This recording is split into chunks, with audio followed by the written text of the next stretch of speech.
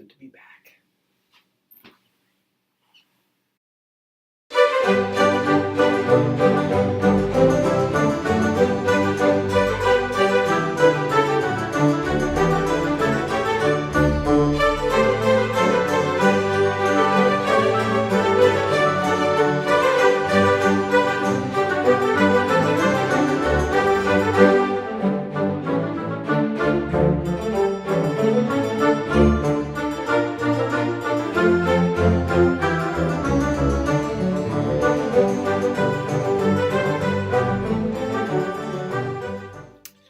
Hello and welcome to History in Review. I'm your host, Captain Rutlidge, and these are my humble lodgings.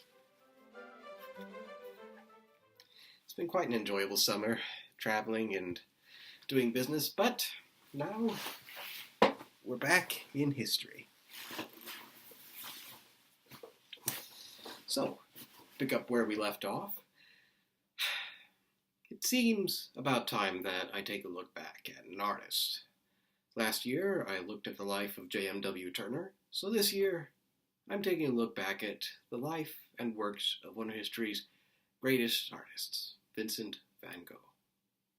Vincent Willem van Gogh was born on March 30th, 1853, in Zundert in the Netherlands. His father was a minister, and his mother was equally religious. As a young boy, he enjoyed drawing and eventually worked as an art dealer in The Hague and London. Eventually, he left art dealing to work as a supply teacher in England, a bookkeeper in Dordrecht, and a pastor in Belgium, all of which he quitted after heavy dissatisfaction. Eventually, his brother Theo urged him to study art at the Académie Royale des Beaux-Arts in Brussels. Anton Mauve taught Van Gogh pastels and water painting, but Vincent eventually turned to oil painting as his favorite medium. After wandering around the Low Countries for several years, Van Gogh moved to Paris in 1886, where he was amongst the likes of Toulouse-Lautrec, John Peter Russell, and Georges Seurat. Suffering from illness due to alcohol and smoking, Vincent moved from Paris to the Provençal town of Arles in 1888, where he painted some of his best-known works. Paul Gauguin visited with Van Gogh, but the relationship soured and the two parted on bad terms. In 1889, Van Gogh began suffering from depression and cut off his ear in unknown circumstances.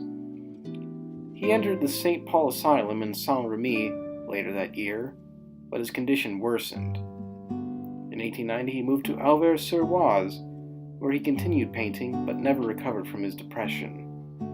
On July 27, 1890, Vincent van Gogh, fed up with life, walked into a wheat field and shot himself. He died 2 days later and was buried in the Auvers-sur-Oise cemetery. In 1914, his brother Theo was buried next to him.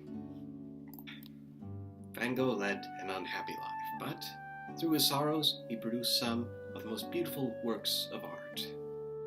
Let's take a closer look at 4 of his most famous paintings.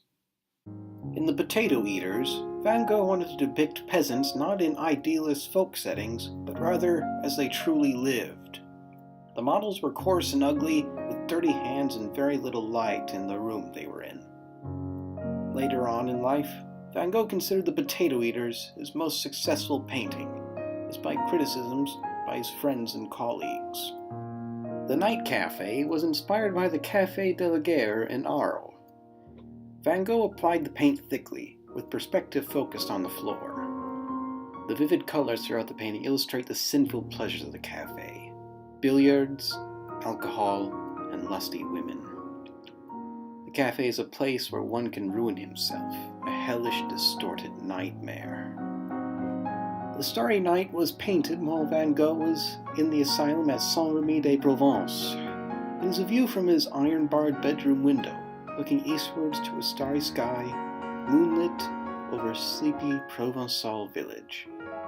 Van Gogh considered the painting a failure due to the abstractions of the oversized stars and expressionist swirls over the upper part of the painting. However, it is nowadays his best recognized painting. Wheatfield with Crows was one of Van Gogh's last paintings, completed before his eventual suicide that same year.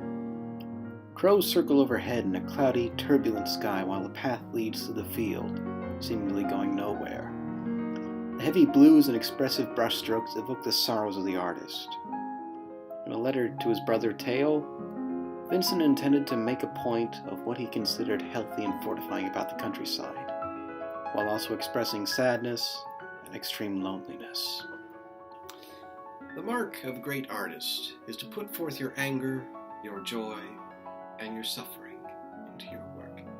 Van Gogh, through the depths of his sorrows and depressions, was able to capture his world so brilliantly and vibrantly in his paintings. To learn more about Van Gogh, many movies have been made, including Lust for Life, starring Kirk Douglas as Vincent van Gogh. Also, don't forget to check out your local library and bookstore. For History in Review, I'm Captain Rutlidge. Good day.